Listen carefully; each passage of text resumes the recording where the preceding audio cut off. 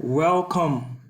In this video, we're going to evaluate ddx of tan x. Okay, so tan x is the same as sine x over cos x. Okay, so the best way for us to differentiate tan x is to replace it with sine x over cos x. So this is the same as ddx of sine x over cos x. Okay, so we have two functions being divided. All right, so we have to use our quotient rule. Okay, so what is the quotient rule? The quotient rule is very simple. Let's replace this, or let's represent the numerator with u and represent the denominator with v. All right, so quotient rule simply says that we drop the denominator v, right?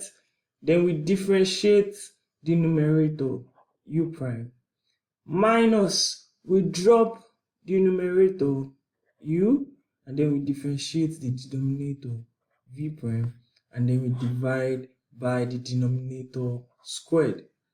All right, so ddx of tan x is going to be equal to the denominator, right, cos x, multiplied by differentiate the numerator. When we differentiate sine x, we get cos x. Okay, cos x, minus u is our numerator, sine x, multiplied by the denominator, the differential of the denominator, v prime, which is, when we differentiate cos x, we get minus sine x, okay, divided by v squared, the denominator squared, which is cos squared x.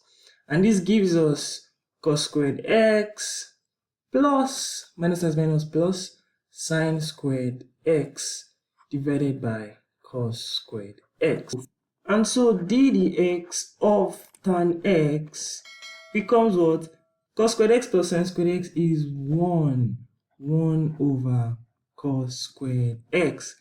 And 1 divided by cos squared x is sec squared x. And this is our final answer. Thank you very much for watching. Don't forget to like, share, subscribe, share this video, and comment if you have any questions. Goodbye.